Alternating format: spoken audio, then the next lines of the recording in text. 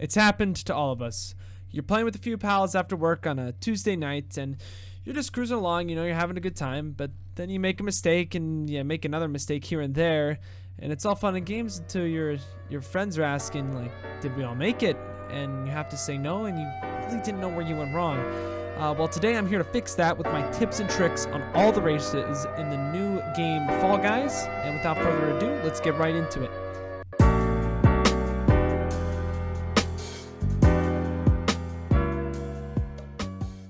So we're going to start out with Doordash, and Doordash, this is probably my least favorite of the beginning games, so yeah, what a great place to start. With all these races, since they are a little harder to lose, it is important how you will lose if you were to lose. The way that you're going to lose this game is most likely by being pummeled by everyone who's going through the same door. So the way you get around this, though, is different depending on which row you start in. So if you start in the front row, you're going to want to try to just pick a door as quick as possible to see if that's the one that you can get through. Since most of these doors at the start are the duds that you can get through, it is easier to push through and then hence break them down. Now, if you are starting in the second row, you're going to want to try to do the same as you would if you were in the front row, unless all of them are misses. This is due to the fact that you should be able to get through without the back rows pummeling you. Lastly, if you start in the back two rows, you're going to want to scope out which doors do actually get opened by those front two rows, since you are going to have time to see which paths are created. With these paths, you will always want to take the door that is less taken, hence so that there are less people that are going to push you down. This will give you the breakaway you need to push past the people in the second row that were looking for alternate doors, which is a mistake if you are in the middle of the pack. This is really helpful because it does give you that lead, and it makes it a lot easier for you to jump through at the very end so that you're not getting pummeled. That is for Doordash, though. Alright, for number 2, we're going over Seesaw. And this one is incredibly simple, but incredibly difficult if you don't go about it in the right way. Now, there is really no strategy unless you are in the exact front row. If you are in the front row, you'll just want to go full send and get as far as possible before you fail, which you really shouldn't, because you really aren't going to have anyone that it's going to be counteracting the way that you want to move, so you can kind of define what you want to do. Now, there's only one generalized tip that I can get to you, and that's a rule that you should live by, and not just this race, but most races as well, and it's that patience is a virtue. This point in the game, there's so many people that don't really understand basic physics, and that's just the truth of it. Like, they don't understand that if you go on the left side's gonna tip and the right one's gonna go up, and they're just gonna go too fast about it. So what you want to do is you want to make sure that you're taking your time, because cutting off that extra tenth of a second is not as worth to you if you are dying and adding 10 seconds because you're missing that jump. So just keep that in mind. The entire point of Seesaw is just take your time and play with the people that you get and see what you can really get out of it. All right. On to our third game is Dizzying Heights. This one is one of the easiest races to master, but that means it can be hard to win for new players since you've never seen it before, but luckily I'm here to help. My first tip to you is go with the momentum of the spinner that you were on and never try to counteract the direction you were going. It's just too strong. You'll be wasting a lot of time, and you're most likely going to make your character model trip as well. My second tip to you is that the way you will most commonly lose this race is if you fall into the pit located below the second spinner locations. So do your best to avoid this falling, and you should be fine. If you fall down there, there is still a chance that you win if you do the rest of the race completely flawlessly, but that's going to take some time, and really just make sure you're careful on the second time. And my last tip for you for this specific race is to make sure that you jump onto the last big spinning platform with the balls rolling down. There is a hole there, and it will kill you. And yes, your friends will laugh at you, and they will not pity your death. I've seen it happen before. Just make sure that you learn this way. That's literally easy, and don't learn it the hard way. All right, you got that. All right, for our fourth one, I'm going over Hit Parade. Now, nothing really matters in this race other than one part, and that is at the very end with the girthy gumballs. If you do get hit by them, you will just insta-lose. It doesn't matter where you are in the race. It's just the conveyor takes way too long, and by that time, everyone's most likely already past you. But one quick little tip that I have for you is at the very end, when you're going up the slope with the donuts, you're going to want to start on the far left or the far right so you can completely dodge them and slide in for an easy breezy victory. Anyways, let's get into the next one. All right. For our 5th race, I have the Whirlygig, and I do have actually a few techs for this that are really going to help you in getting back maybe some losses that you weren't going to actually win before. But this is my favorite of the starting races, but it can be a little tricky. So my first tip for you is on the part where you should jump on the yellow platforms to get onto the taller blue platform. There is a way that you can make it onto the yellow platform with speed and ease. Now, this does kind of perform, like, it requires a tech. And this tech is much like Wrecking Ball's double boot mechanic from Overwatch, if you are familiar with it. To do this one in Fall Guys, though, you're going to want to accelerate up the ramp for speed and then jump at the last second to launch yourself forward. Then, as you are in the air, you're going to want to tap S, switching your momentum backwards for a second to land on that yellow platform.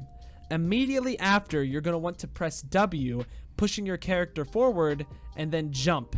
This keeps your speed, and it helps you move forward through the race and get a lot of speed on the people behind you. If you do fail this tech altogether, there's no worries. Just grab the blue wall after a jump and then climb over the wall. You're going to see a lot of people do this because they think it's faster, but in reality, if you do perform the tech correctly, you can get over the yellow platform really quickly, and it really does help. Lastly, this isn't really a tip, but just go through the middle at the end because Mama ain't raised no bitch, and it's fun. Come on, guys. All right, for our 6th race, I have Gate Crash. And this game is pretty simple, but it has very distinct patterns that you can learn as well. For my first tip, try to time which gate will open and distinguish your path based on that.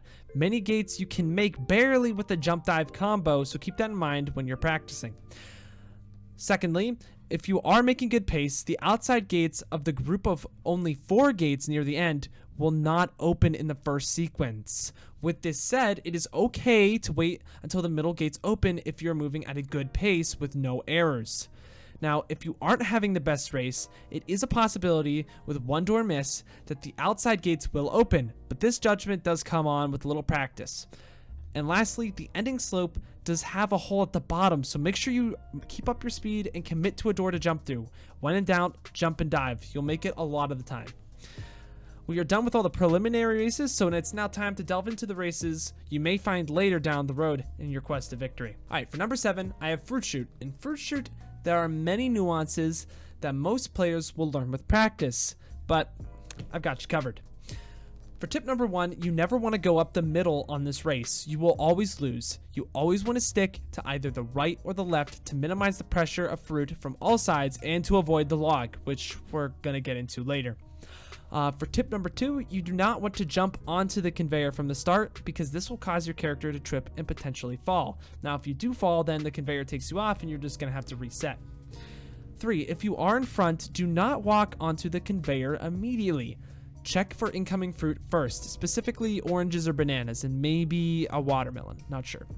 And know that there is a possibility that people will Goomba stomp you from above if you go first. You always have to be cautious and kind of gauge how you're playing based off the people around you. For my 4th tip, on the 3rd conveyor, there is a possibility that cannons will shoot blueberries and strawberries if you do not get past that 3rd conveyor quick enough. Always be checking for those cannons to make sure you don't get a qualification yoinked from you when you were so close. It's happened so many times to me, and I've just had to learn with practice. And for my last tip, just because you make it to the ending blue square doesn't mean you're safe. Stay to the left or right and make sure you're vigilant. There is a possibility a log can be shot out and hit you if you stay in the middle, and maybe even if you hit on the sides. So just make sure you're okay with that.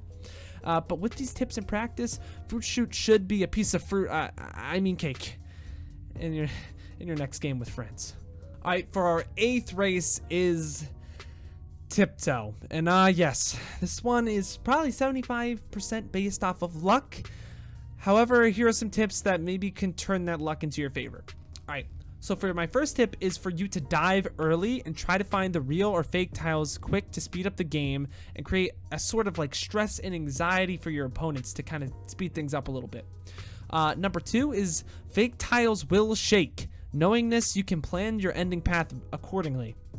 Number 3, Try to avoid the mob of people figuring out the puzzle in front of you. The way you will lose this game is likely being pushed off, not actually by going forward and missing a fake tile. I've lost this game so many times based off of people just pushing me, and it's very annoying. Number 4 is, in the end, if you're not in the front and the path is found, like it is right in front of you, be patient. The force of everyone bumping into each other and that literally big mob that's going to happen every time is bound to kill enough people to actually let you qualify if you are patient enough. Now, it's not 100% foolproof, but it will help you out a lot. And lastly, good luck. This really shouldn't be made this way. I think to fix this game, everyone in this, by this point in the game, since there are usually around 1 to 20 people, should have their own path that they have to figure out on their own to see who wins first, because then this takes out all of the stupid stuff where it's not logic, you're just getting killed by other people, and you can win this a lot more consistently by just refining the way that you actually play it, by everyone just being on their own little playing field. This also actually makes the game of logic, the one with fruits, this actually could, if everyone was in their own field, could make it actually a little more lethal and kind of have more of a purpose. But I don't know, do you guys like this idea? Just let me know in the comments below. I'll make sure to respond. Last but certainly not least, the Mount Midoriyama of Fall Guys, the slime climb. Now I'm gonna take you through every single level of this maze and how to complete it, because it's a real pain for new players. And remember, just like it was in Seesaw, patience is key. Now, to start, it's not too difficult, but if you are in the front row, you can do something I call the MLG jump. Now, this is where you jump on the little yellow triangle that can be seen here and lead the competition. Now, disclaimer, you should only do this if you are in the front row and can 100% make it, because if you do try to do it when you're in the back, when everyone else is trying to do it, you'll fall off, and then the slime will come up and kill you, and you didn't even get to do the race. And to be honest, it's really not needed if you are patient. Alright, for the next level, you're going to have to dodge the incoming balls. Now, I play this on the right of the wall to avoid falling, and usually there's people in front of me that will take that hit for me since they like to play on the right as well.